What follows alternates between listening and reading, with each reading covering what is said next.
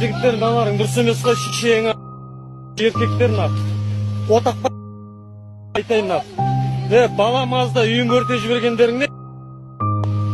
Ёп, твою шешеңсің, Құдай ұрсын сендер.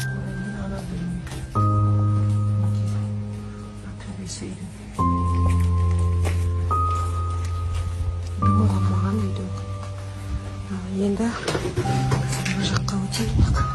Кухня мынау болған. Потому что біріншісі газ баллон атылған ғой, иә, бірінші сол. Жанып бастағаннан кейін уже газ баллон атылған. Білмеймін, қарашы газ баллон қай жерде екен. Үйдің ішін қазір мен былай бір түсіріп жіберейінші, кәне бір минут. Мен негізі қатты жақындамаңдар деп еді, потому что мыналар құлайды деп. Мына үйдің іші.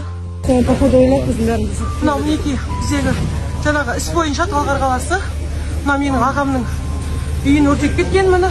Қазір пожарныйлар келіп сөндірген, бірақ өздеріңіз көріп тұрғандай міне үйдің түгі қалмаған.